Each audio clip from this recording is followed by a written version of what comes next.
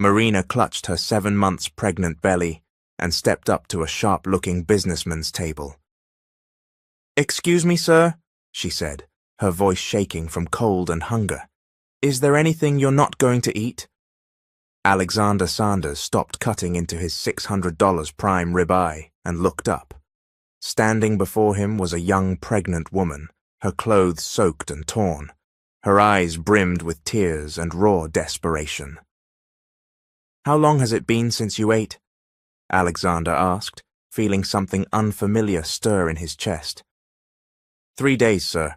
I swear I'm not an addict or anything. It's just, I lost my job when they found out I was pregnant," Marina answered, touching her swollen stomach. The entire Manhattan steakhouse fell silent. Wealthy diners set down their forks and stared. Some whispered to each other with curled lips. "How disgusting," a woman dripping in jewelry said. "How do they let people like that in here?" "Look at her, just another con artist," muttered a man in a suit. "I bet she isn't even really pregnant." Anger rose in Alexander against the people around him. He looked back at Marina and saw that she was trembling, not only from the cold, but also from shame. "Sit here beside me," Alexander said, pulling out a chair. "Waiter, please bring another plate for my guest." The waiter blanched. "Mr. Sanders, she can't stay here," he hissed under his breath. "She'll scare off the other clients." "I said bring another plate," Alexander repeated, louder, "and add a very sweet orange juice while you're at it." Marina could hardly believe it. No one had ever been kind to her like this. "Are you sure? I'm very dirty and wet," she whispered.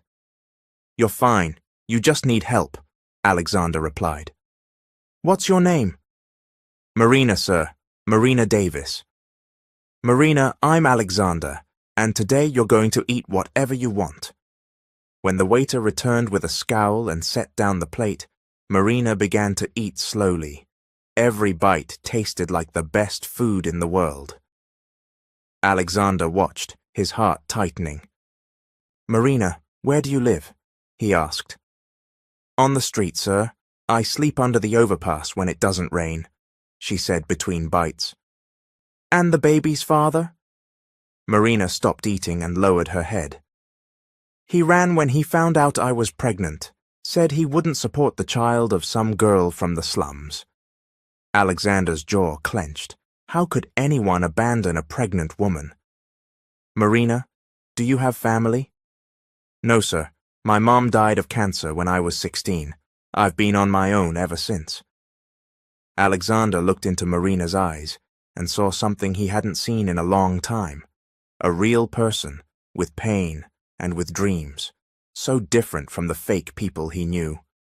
"Marina, I want to make you a proposal," he said. "What kind of proposal, sir?" she asked, wary. Everyone who ever proposed something to her wanted something in exchange. "I have a big, empty house. You can stay there until the baby is born. Nothing weird, just a safe place." Marina began to cry. "Why would you do that for me? You don't even know me." "Because everyone deserves a chance, and because I can help." Marina gripped Alexander's hand. "Thank you, sir. God sent you to save me." Alexander was being saved too. For years he'd felt empty despite his millions. Now, watching Marina eat with gratitude, he felt life click into place with purpose. "Shall we?" he asked, signaling for the check. "To your house?" Marina asked, still doubtful. "To our house," Alexander corrected. They left the restaurant in the rain. Alexander draped his expensive suit jacket over Marina's shoulders. People on the sidewalk gaped at the millionaire businessman helping a pregnant homeless woman. They climbed into the luxury car. Marina had never felt leather that soft. "Marina, I want you to know something," Alexander said as he drove. "What?" "From this day forward, you're not a homeless woman. You're a mother-to-be, and you deserve respect." Marina cried with emotion. For the first time in months, she felt hope. For the first time in years, Alexander felt he was doing something that mattered. They arrived at a mansion on Manhattan's Upper East Side. Marina was stunned. The house was larger than anything she'd ever imagined. "My God," she whispered. "How does anyone live alone in a place this big?" Alexander pulled into the garage and glanced at Marina.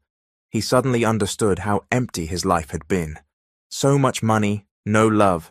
So much success, no joy. "I think I'm the one who's going to be saved here," he whispered softly. They went inside. Marina stared, mouth open. Pricey artwork, luxury furniture, a marble staircase. "Use any room you like," Alexander said. "There's food in the fridge, and you can take a hot shower." "I don't know how to thank you," Marina said, touching her belly. "The baby's already moving more since I ate. I think it's happy." Alexander smiled for the first time in a long while. "Tomorrow we'll go for a full prenatal checkup and buy new clothes."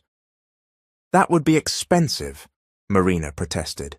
"Marina, I earn in a day more money than you've ever seen. Let me take care of you both." That night, Marina took her first hot shower in months and cried with gratitude under the water. Alexander lay awake thinking about how life had changed in a matter of hours. He'd always thought happiness could be purchased. Now he knew it came from helping others. Marina stepped out in a plush robe, looked in the mirror, and didn't recognize herself. Clean, with washed hair, she looked like a different person. "Marina, you okay?" Alexander called from the hall. "Yes, sir. Thank you for everything." "Stop calling me sir. Call me Alexander." Marina lay down on the softest bed of her life, placed a hand on her stomach, and whispered to the baby, "My child, our life is going to change. This man is an angel." But at 3 in the morning, a terrible pain gripped her belly, unlike anything she'd felt. She screamed for help, and Alexander came running in pajamas. "Marina, what is it?" "My stomach hurts badly.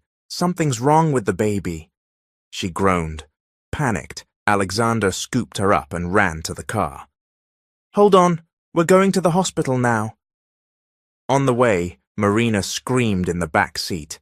Alexander drove through red lights. "Hang on, Marina, we're almost there," he said, seeing her pale face in the rearview mirror. "Alexander, if I die, promise you'll take care of my baby," she whispered.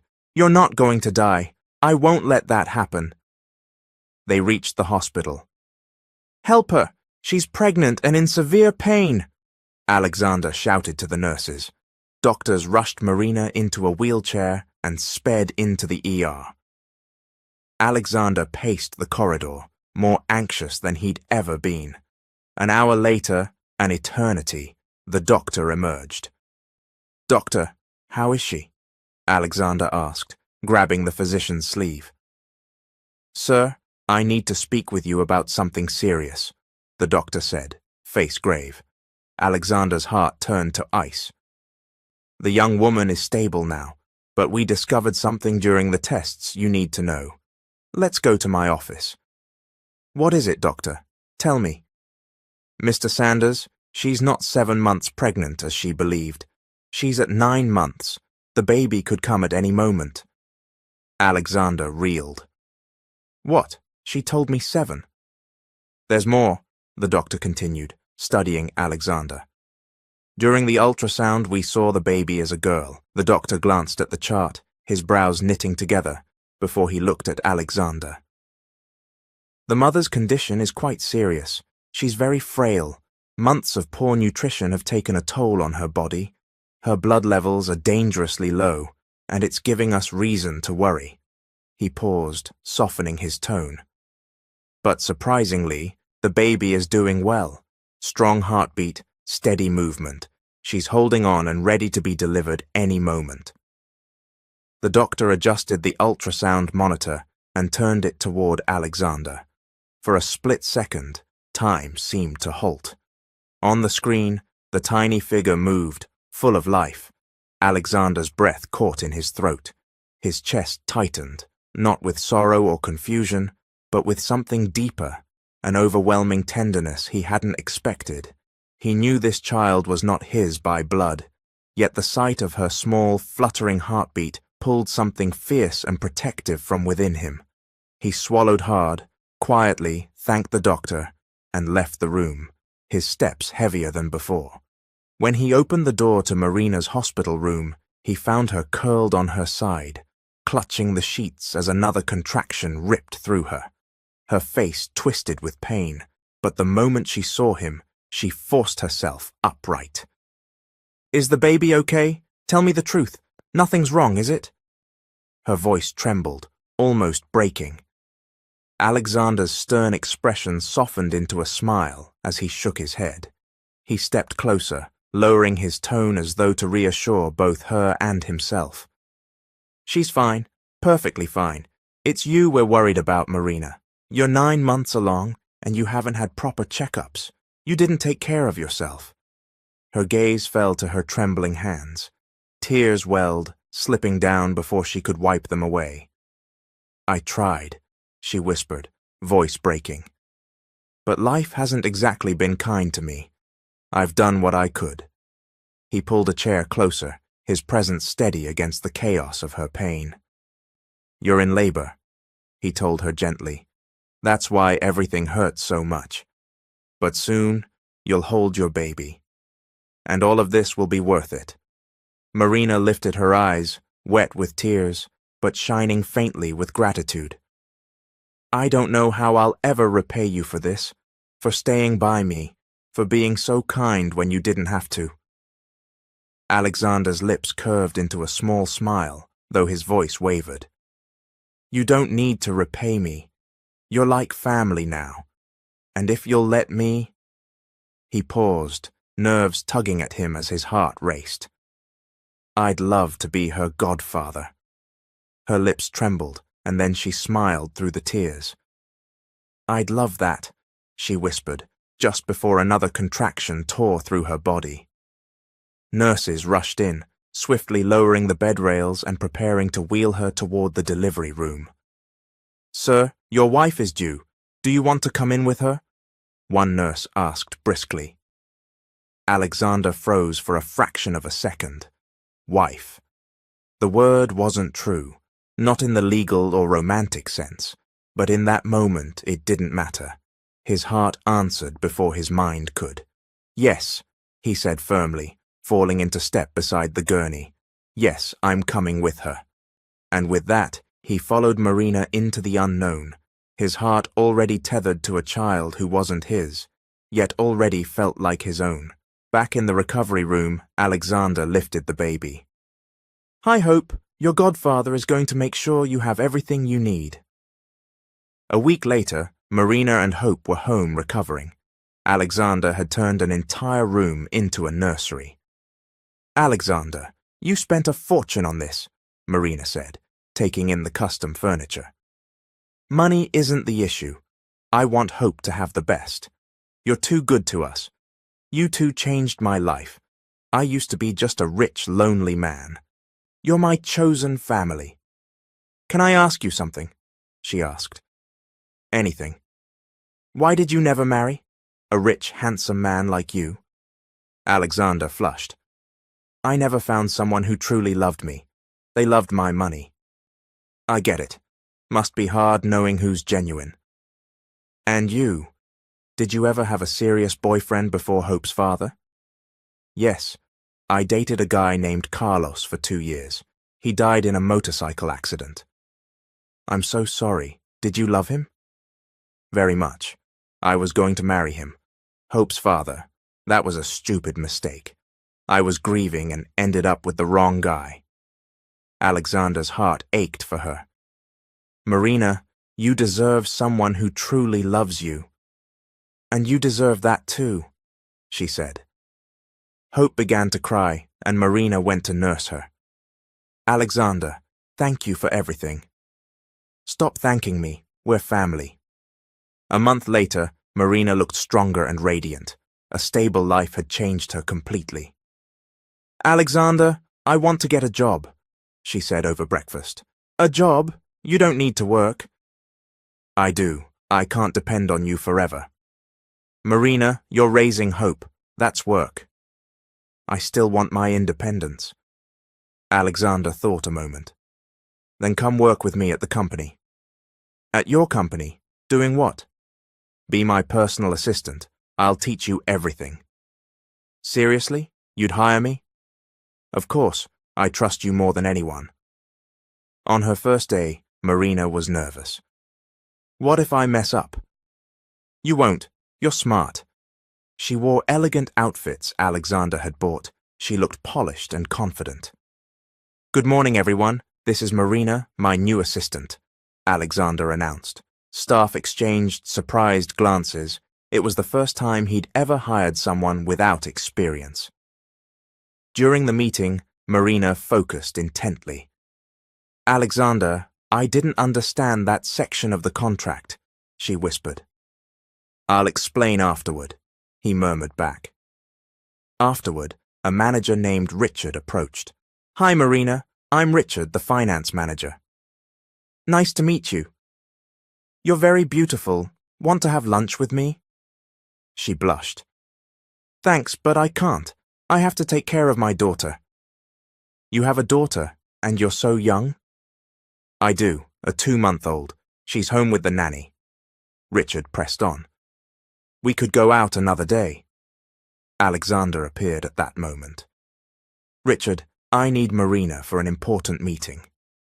Richard backed off, annoyed. In Alexander's office, Marina exhaled. Thanks for rescuing me. You never have to go out with anyone just to be polite, he said. I know, I just don't want trouble at work. If anyone bothers you, tell me. You really do protect me, she said, smiling. I'll always protect you and Hope. That afternoon, Alexander showed her how the company worked. We build luxury high-rises and homes. We have projects across the country. How much do you make a month? Marina asked curiously. More than $10 million, he said, matter-of-factly. Marina's jaw dropped. 10 million a month? No wonder you never worry about money. At day's end, they drove home together. How was day 1? He asked. Great, I learned a lot. Tomorrow will be easier. At home, Marina bathed Hope, while Alexander cooked dinner. It smells amazing. What did you make? Lasagna. Hope you like it. Over dinner, Marina beamed. You cook better than I do. Can I ask something personal? She ventured. Sure. Do you miss having someone special in your life? Alexander hesitated. Sometimes, especially when I see you with Hope. You two are a real family. You're part of our family too. It's not the same, Marina. Why not? Because I want someone who loves me as a man, not just as a friend or brother. Marina flushed. I understand. Do you still miss Carlos? He asked gently. I do, but the pain is fading. Caring for Hope helps. Do you want to date someone new? I don't know. Depends on the person. Their eyes held a beat too long. Marina, Alexander said softly. What? Nothing. Forget it. But she felt something shifting between them and didn't know if that was good or bad. You were going to say something, she pressed. It's better if I don't. Please, say it. He drew a breath. Marina, I think I'm falling in love with you. She lost her breath. Alexander. What? I know it's wrong. You're like family to me, but I can't control it. This complicates everything. I know. That's why I didn't want to say it. She stood. I need to think. Please don't be angry. I'm not angry, just confused. That night, neither of them slept. The next day, they were awkward. Good morning, Marina, Alexander said without meeting her eyes. Morning, she murmured. At work, they barely spoke. Richard noticed. You okay? You seem down. I'm fine, Richard. Thanks. Want to talk? It helps. Marina glanced toward Alexander's office. Can I ask you something? Hypothetically, if someone you consider family fell in love with you, what would you do? Depends, Richard said. Do you feel anything for that person too? For the first time, Marina wondered if she did. I don't know, it's confusing, she said. Here's my 2 cents. Richard smiled. Love doesn't pick convenient targets. If you feel it, it isn't wrong. What if it ruins everything? What if the friendship ends? Or maybe something better starts, he shrugged. At lunch, Alexander asked, Can we talk? Okay, she said, nervous. They went to a nearby restaurant but barely ate. About last night, he began. You don't have to explain. I do. I don't want you uncomfortable. I'm not just confused. I thought all night and decided I'll forget what I feel. A sharp pain pricked her chest. Why? Because our friendship matters more. You and Hope are my family. I can't risk losing you. You won't lose us. I could. If I keep feeling like this, one day I might do something foolish. What if I told you I'm falling too? She whispered. That sounds like gratitude, not love. At first it was gratitude. Now it's different. Different how? When you said you were falling for me, I felt afraid, but not of you. Afraid I might feel the same. Silence stretched. Are you sure? He asked. I am. Lately I look at you differently. That could just be loneliness. You've been through so much. Maybe. Or maybe I'm falling for the most incredible man I've ever met. He took her hand. What if it doesn't work? What if we ruin everything? What if it does? What if we're happy? He smiled for the first time that day. Do you want to try? I do, but slowly. Slowly, he agreed. They returned to the office, holding hands. Co-workers whispered. Wow, the boss is dating the new assistant, one murmured. So fast. Richard saw Marina's smile. Looks like my advice worked. It did. Thank you. That night, hand in hand, they went home more united than ever. How will we tell Hope when she's older? Marina joked. We'll say Mom and Dad met in a restaurant and it was love at first sight. That's not a lie, she teased. Did you really fall for me at first sight? When I saw you soaking wet and pregnant, I felt something I'd never felt. What was it? That you were going to change my life forever. At home, Marina bathed Hope, while Alexander cooked. Do you want more kids? She asked suddenly, walking up behind him in the kitchen. He almost dropped the pan. Where did that come from? Because Hope will want siblings, and you'd be an amazing dad. You want more kids with me? Yes, but only after you marry me. She laughed. You're proposing to me, Marina Davis. I am. Do you accept, Alexander Sanders? He abandoned the stove and hugged her. I accept, but only if you accept my proposal too. He took a small box from a cabinet. I bought this yesterday when I realized I loved you. Inside was the most beautiful ring Marina had ever seen. When did you buy this? After work yesterday. I went to the jeweler and asked for the best they had. I had Hope, like our daughter's name. Tears filled her eyes. I'll marry you. He slipped the ring onto her finger. We're a real family now. The following week, Alexander met with the jeweler to choose wedding bands. Pick anything you like, he told Marina. These cost a fortune. Forget the price. Choose what you want to wear for life. She chose a simple, elegant band. This one. You're sure? There are flashier ones. A beautiful ring is the one given with love. The jeweler smiled. You two make a lovely couple. On the way back, Alexander asked, What kind of wedding do you want? Simple, just us, Hope, and a few people. Can I throw a big party? I want the world to know you're my wife. That'll be so expensive. Please stop worrying about money. I want the best wedding in the world for you. Okay, just don't go overboard. Alexander hired the best event company in New York. I want everything perfect. White flowers, live music, top-notch food. How many guests, Mr. Sanders? 500. Marina balked. 200? I don't even know 20. They're my friends, business partners, employees, suppliers. Will they accept me? I used to be homeless. Anyone who doesn't accept you isn't my friend. On the wedding day, Marina was stunning in her gown. I've never felt so beautiful, she said, staring at her reflection. The makeup artist and stylist had transformed her. You're perfect, Alexander said in his tuxedo. The ceremony took place in one of the most beautiful churches in the city. Hope rested in the arms of a nanny Alexander had hired. Marina, Alexander said at the altar, you changed my life completely. I promise to love and care for you and Hope forever.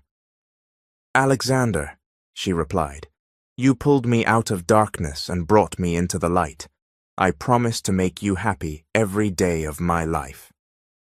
You may kiss, the priest said, and Alexander kissed her with such tenderness that the guests applauded through tears. At the reception, Marina was anxious among so many wealthy people. I don't know how to talk to these folks, she whispered.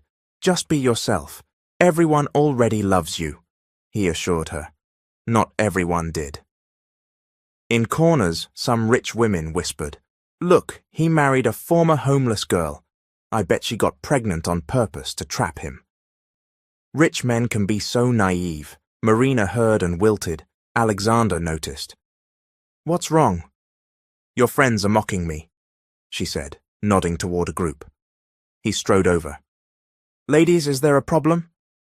We were just discussing your wedding, one said, coolly. I hope discussing means being kind to my wife. Of course, she lied. Throughout the night, people approached Marina with veiled barbs. How did you snag Alexander?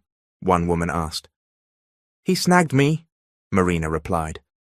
Ah, clever. By the end of the night, Alexander and Marina left for their honeymoon at the most expensive hotel on Miami's South Beach. Today was the happiest day of my life, Marina said in the presidential suite. Our happy life is just beginning, Alexander said. I'm scared, she admitted. What if I'm not a good wife? What if your friends don't accept me? You're perfect as you are, and if anyone can't accept you, that's their problem. They hit the beach, dined at elite restaurants, and took a helicopter tour.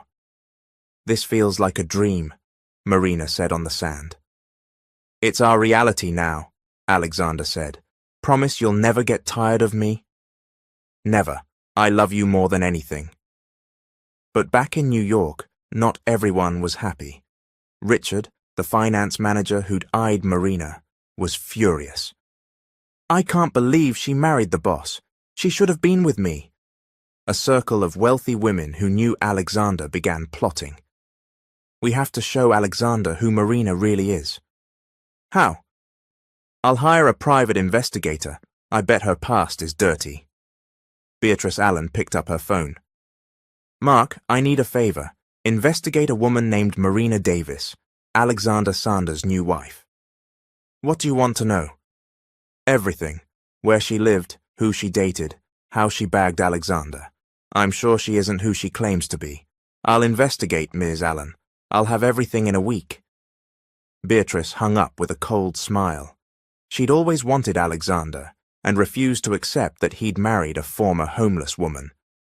Marina, you don't know who you're messing with, she muttered in her luxury penthouse. I'll destroy your marriage, and then Alexander will see I'm the right woman for him. A week after the honeymoon, Alexander got a strange call at the office. Alexander Sanders, said an unfamiliar male voice. Yes, who is this? Private investigator Mark Peters. I need to talk to you about your wife. Alexander stiffened. What about my wife? I was hired to dig into her past, and I found things you need to see. Who hired you? I can't say, but I can meet you this afternoon and show you. Alexander's stomach knotted. What kind of things? Better in person, 3 p.m. at Central Cafe. He agreed, then spent the morning unsettled. Marina noticed. Are you okay? You seem worried. I'm fine, work stuff. Sure, you barely spoke to me. Just an important meeting. We'll talk later. At 3 p.m., Alexander arrived. Mark sat in a corner with a folder. Say it, Alexander demanded. Mark opened the file of photos and documents. Your wife lied about several things. What lies? First, she didn't live solely on the streets. She had a room in a housing project up until 2 months before meeting you. Alexander looked at the photos of Marina entering and leaving a run-down building. And that means what? That she wasn't as desperate as she claimed. She had somewhere to stay. Even if that's true, it changes nothing. She needed help. There's more. She had a boyfriend until a week before she met you. How? Mark showed photos of Marina with a young man. This is Tyler, her ex. They broke up because he found out she was hunting for a rich man to con. Alexander's chest squeezed. Do you have proof? I spoke with neighbors. They all said Marina bragged she'd find a wealthy husband and fix her life. That can't be true. There's more. The baby's father didn't run off as she told you. What do you mean? Hope's father is Tyler, and he didn't know about the baby. Marina never told him. Alexander went pale. You're saying Hope's father is alive and searching for them? Exactly. He wants to meet his child. Why would Marina lie about that? She planned everything from day one, Mark said. She knew you dined at that restaurant every Friday. How would she know that? She worked nights as a cleaner in an office nearby and watched you arrive at the same time. Alexander's world shook. Are you sure? I have everything here. Even screenshots of Marina texting friends about how she'd approach you. He showed messages. Today's the day. I'll pretend I'm starving outside his restaurant. If this works, I'll never be poor again. Wish me luck. I'm going to be a millionaire's wife. Tears stung Alexander's eyes. She really planned it. I'm sorry. If it were me, I'd confront her. Alexander returned home heartbroken. Marina was playing with Hope. Hi, love. How was the meeting? She asked, smiling. We need to talk, he said, unable to hide his sadness. Okay, let me put Hope in her crib. She came back and sat, nervous. You're scaring me. What is it? I want the truth, your past. I told you everything. Did you really live on the street, or did you have a room in the projects? She went white. Why are you asking that? Answer. I stayed in the projects, yes, but I had to leave. Why did you lie? Because I thought you wouldn't help me if you knew I had a roof over my head. He exhaled. What else? Nothing. Did Hope's father run, or did you never tell him you were pregnant? She began to cry. Where are you getting this? Answer. I was going to tell Tyler, but he broke up with me first. So you lied about that too? I was afraid you wouldn't accept me. You deceived me from the first day. She stood, sobbing. I love you. That's not a lie. How can I tell what's true? At the start it was a plan, but then I fell in love with you for real. You planned to trick me. Listen to me. I was poor and desperate. I wanted a better life for me and my daughter. So it was all a lie? Our marriage? Your love? No. My love is real. I need time to think. You're abandoning me, she pleaded. I don't know. I need to process this. Where will I go with Hope? You can stay here. I'll go to a hotel. Please don't go. I need to be alone. He packed a bag and left. Marina collapsed on the couch with Hope in her arms. Baby, Mommy messed up. Daddy Alexander left because of me. That night, he stayed in a luxury hotel and didn't sleep. Neither did Marina. On day 3, he came back to get more clothes. The doorbell rang as they argued. A young man stood there. "Good afternoon. Are you Alexander Sanders?" "I am, and you are?" "Tyler Smith, Hope's father." Marina froze. "Tyler, what are you doing here?" "I came to see my daughter. I heard you had her and never told me." Alexander's eyes burned. "So it's true. You hid the pregnancy." "I can explain," Marina said. "Stop lying," Alexander snapped. Tyler stepped inside, looking around. "Wow, fancy place. You really did marry a millionaire." "How did you find me?" Marina asked. "A friend from the projects told me you were living with a rich guy." Alexander's anger deepened. "So even your friends knew about your plan?" "It's not like that," Marina protested. Tyler saw Hope in the crib. "She's beautiful, looks just like me as a baby." "Are you sure you're the father?" Alexander asked. "I am. Marina was my girlfriend up until 2 months ago." 2 months? You told me it had been longer, Alexander said to Marina. "I was confused about dates," she said weakly. "Stop lying," he said. Tyler lifted Hope. "Hey, sweetheart, Daddy's here." "Don't take her," Marina cried. "She's my daughter." "She's our daughter. I have a right to see her." Alexander took a breath. "Let's handle this civilly. Sit, both of you." "What do you want?" he asked Tyler. "I want to know my child and be part of her life." "Marina, why didn't you tell him?" Alexander asked. "He broke up with me and he's unemployed. He couldn't help," she said. "Even so, I had the right to know," Tyler said. "Alexander, thanks for taking care of my daughter." Jealousy stabbed Alexander as he watched Tyler hold Hope. "Do you want custody?" "I don't want to take her from Marina, but I want visits and to contribute." "Can you?" Alexander asked. "I got a job as a mechanic. I don't make much, but I can pay support." "What do you think?" Marina asked Alexander. He was torn. He loved Hope as his own, but he'd learned the truth and still reeled from Marina's lies. "You two need to work this out," he said quietly. "You won't weigh in?" Marina asked. "Hope isn't my child. It's your decision." Marina sobbed. "You always said she was your daughter."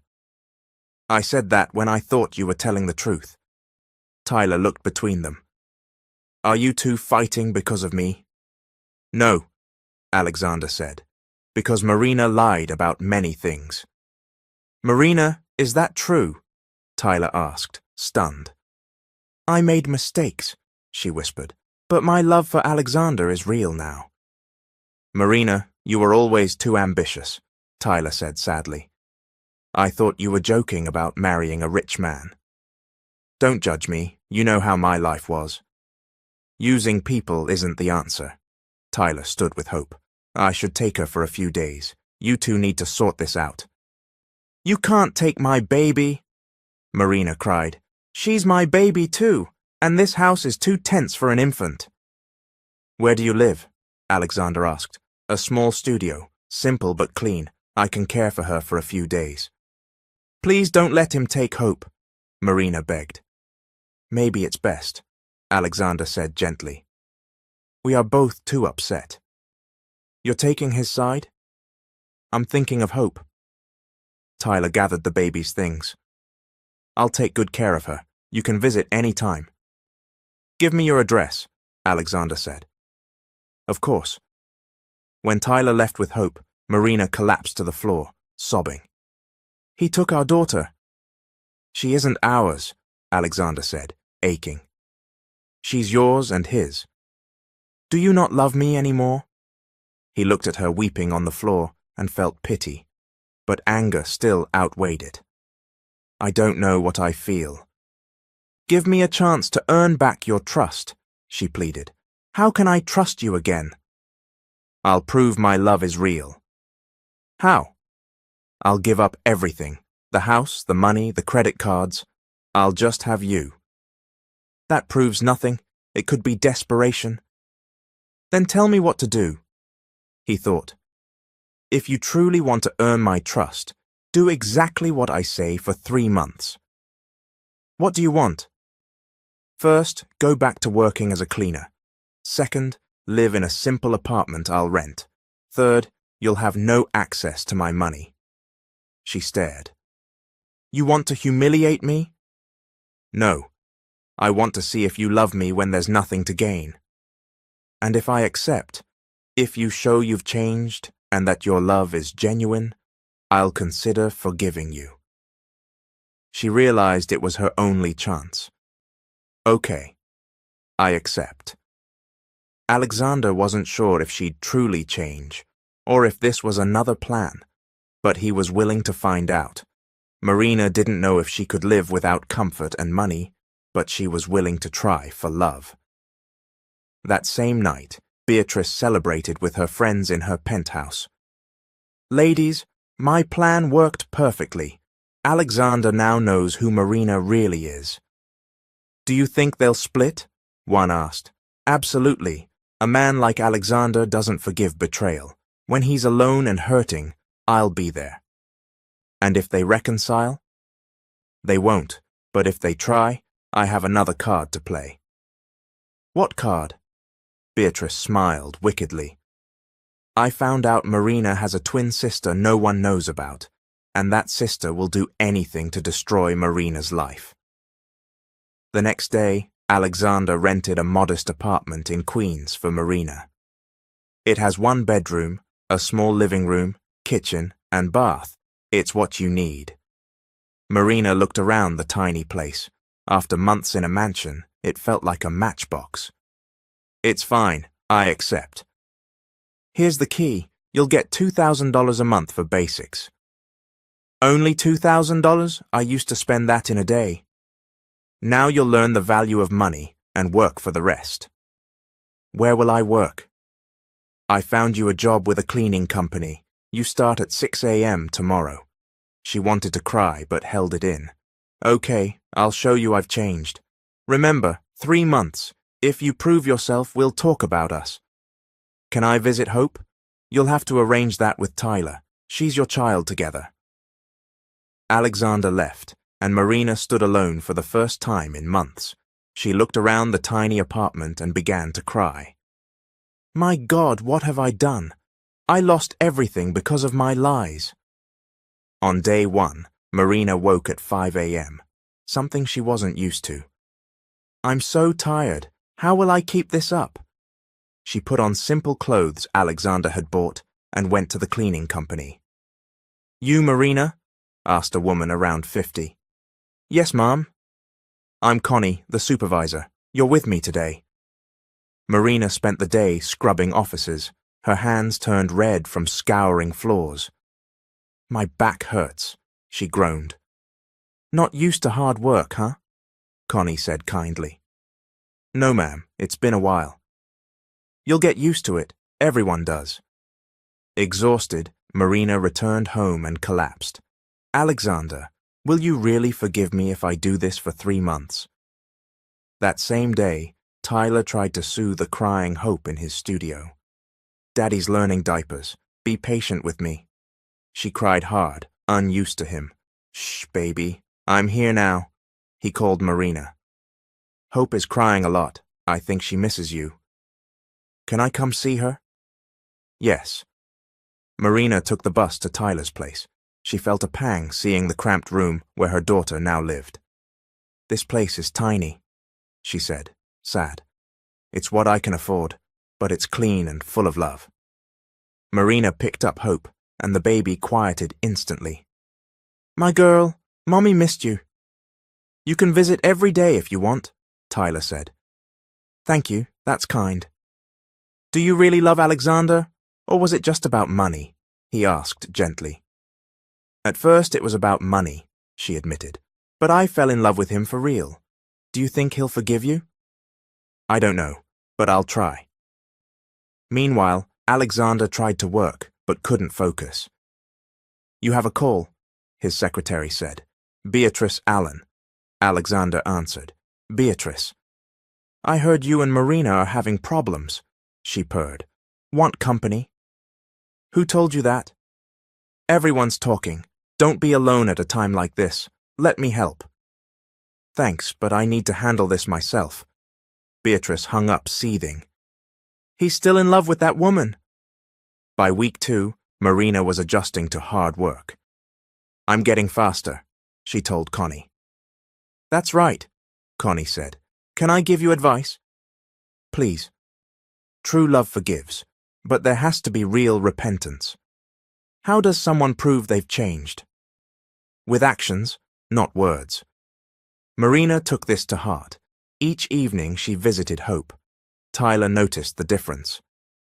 Do you still like money? He teased. Of course, who doesn't? But I learned money without love is worthless. In week 3, Marina heard a voice identical to her own at work. Marina. She turned and saw a woman who looked exactly like her. My God, who are you? I'm Marissa, the woman said. Your twin sister. Marina reeled. A twin? That's impossible. We need to talk. There's a lot you don't know about our family. How did you find me? I've been looking for years. I heard you married a rich man. Marina narrowed her eyes. What do you want? To meet my sister and help you. Marina stared at the woman who looked exactly like her. I can help you, Marissa said smoothly. Win back your husband. How do you know about that? Marina demanded. I have contacts. I know everything. I was raised by a wealthy family upstate. I had the life you wanted. Now I want to share it. Share it how? We switch places. I'll be you, and I'll make him fall in love again. That's insane. It's your only chance. He's hurt, but if he sees you through me, confident, different, he'll come back. Why would you do this? Because we're sisters, and because I need money. My family lost everything. Marina hesitated. You're not after my husband for his wealth? No. But if I succeed, you'll help me financially. Before Marina could answer, Marissa added the dagger. Another woman is after him, Beatrice Allen, the one who destroyed your marriage. Marina's chest burned. Beatrice? So, do we have a deal? Marina's fear and jealousy collided. Finally, she whispered, Okay, Marissa, let's do it. But Marissa had already struck a deal with Beatrice. Seduce Alexander, then vanish, leaving him broken. Her reward, $500,000. What she didn't tell Beatrice was that she wanted more than money. She wanted Marina's life. Disguised as Marina, Marissa walked into Alexander's office. You seem different, he said warily. Maybe I've changed, she smiled. By evening, she was at Lorenzo's, the place where Alexander and Marina had first fallen in love. Over wine and memories, Marissa slipped seamlessly into his world. He felt himself soften. By nightfall, she was in his arms. The more time passed, the deeper Alexander sank into her illusion. Flowers, dinners, stolen kisses, until finally he broke. You don't have to finish the separation, move back in. But Richard, Alexander's colleague, noticed something off. He followed her and saw 2 Marinas. Shocked, he confronted the real one. Marina confessed everything. Richard swore silence, but only if she promised herself to him if Alexander rejected her. Desperate, Marina agreed. Meanwhile, Beatrice pushed for phase 2. Marissa was to destroy Alexander completely. But Marissa was wavering. She wasn't just playing Marina anymore. She was falling for Alexander. When Marina discovered Marissa cradling her daughter Hope, she saw something darker, her twin's affection crossing into obsession. You're falling for him, Marina accused. Marissa denied it, but her eyes told the truth. Beatrice, furious, set a harsher plan in motion. She hired Carl, a ruthless man, to kidnap Marina. Marina was snatched, bound to a chair in a warehouse. "Someone paid for you to vanish," Carl sneered. "My sister." "Not her. Someone worse." Back in the Hamptons, Alexander proposed to Marina again, wanting to renew their vows. Tears filled Marissa's eyes as she said yes, while Marina prayed in the dark, fearing she'd never see her daughter again. When Marissa learned of the kidnapping from Beatrice the next day, she cracked. "I'm not who you think. I'm Marissa, your wife's twin. Beatrice has Marina. We need to save her." Alexander's blood ran cold. Together they plotted to outwit Beatrice, but Beatrice gave Carl the final order. "Kill her." Marina, trembling, bought her life with a promise: $1 million. Alexander delivered the ransom, freeing her into his arms, but truth couldn't stay hidden. At the police station, Marissa confessed everything. Beatrice hired her, she seduced Alexander, she even fell in love with him. Marina was devastated. "You stole my husband. You betrayed me." "I didn't mean to," Marissa whispered, tears spilling. "But I love him." Alexander tried to soothe the storm. "I was deceived. I love you, Marina. Always you." But Marina's trust was shattered. "I need time," she said quietly, to both of them. As she walked away, Alexander's heart split between guilt and hope, while Marissa, broken but defiant, still longed for the life she had almost stolen. The next morning, Marina confessed everything to Tyler. He listened in shock. "Your sister really did that?" "She did," Marina whispered. "And the worst part is, she says she loves me, and Alex." "Alex was deceived," Tyler said carefully. "He thought she was you." "My head knows that, my heart doesn't." "Do you still love him?" "I do, but I don't know if I can trust him." Tyler lifted hope into his arms. "Look at her. She needs a family." "She has one, me and you." Alex cut the cord, fed her bottles at midnight. He's her father in every way that matters. Marina kissed Hope's forehead, torn. "My baby, what should Mom do?" Hope smiled as if answering. "Follow your heart," Tyler said softly. "My heart's too loud. I need it to quiet down." At the mansion, breakfast sat cold between Alex and Marissa. "Marina won't answer me," Alex muttered. "She will. Give her time." "I'm afraid I've lost her."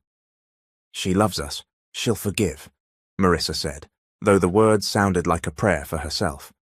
The doorbell rang. Alex opened it and froze. "Beatrice." "Out on no evidence," she said coolly, sweeping inside. "Did you miss me?" "You had my wife kidnapped. You can't prove that, but I can give you the truth about your two women." Marissa stiffened. "Don't listen to her." "They've been conning you together," Beatrice said sweetly. "Marina never loved you. She wanted your money. Marissa agreed to help split it."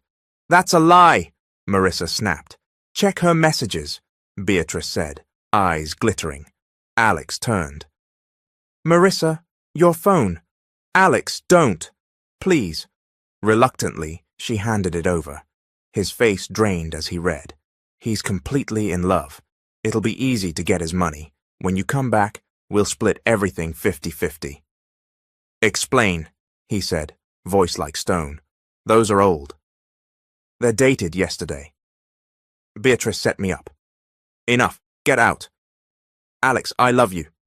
"Out!" Marissa fled in tears. Beatrice stayed, smug. "I told you." Alex shut her out too. Alone, he whispered the only thought that mattered. How could I be so naive? Minutes later, Marina arrived. "Alex, please." "No more lies." He shoved the messages at her. "I didn't write these," she gasped. "The number's yours. She used my phone. I want a divorce. Alex, I'll sue you both for fraud." She stumbled out in tears and found Marissa sobbing on the sidewalk. "What did you do?" "He saw the messages. I sent them. From your phone. Beatrice forced me." You ruined everything. I panicked, but we can fix this. Record her admitting it. She'll never. She will if we play along. Marina clenched her jaw. Fine, if it saves my marriage, I'll try. The trap was set. You win, Marissa told Beatrice on speaker. Alex kicked me out. Good, Beatrice purred. Now tell him everything was a lie, even Marina's love. Break him. If I can't have him, no one will. That's enough, Marina whispered, ending the call, recorder still running. They raced to Alex. He opened the door, face carved from stone. We have proof, Marina said. She pressed play. Beatrice's venomous voice spilled into the foyer, plotting, admitting everything. When it ended, silence shook the air. She wanted to ruin us, Alex said hollowly. She did ruin us, Marissa whispered, and I helped her, and I deeply regret it. Marina's eyes glistened. We were pawns, Alex. Don't let her win again. His walls cracked. I'm sorry. I let doubt turn me cruel. We all made mistakes, Marina said. He took her hands. Do you want to try again, without secrets this time? Yes, she breathed. No lies, ever. They kissed, and the house felt like home again. 6 months later, vows were renewed in a simple ceremony. Hope giggled in Marina's arms. Tyler smiled beside a new love, and Marissa stood as maid of honor, changed, forgiven, with a kind man by her side. At the altar, Alex whispered, We earned this joy. We did, Marina agreed. As they kissed, Beatrice sat in prison, muttering her bitter refrain. If I can't have him, no one can. But Alex and Marina had finally proven her wrong. Their love survived lies, betrayal, and fire, and what remained was stronger, steadier, and real.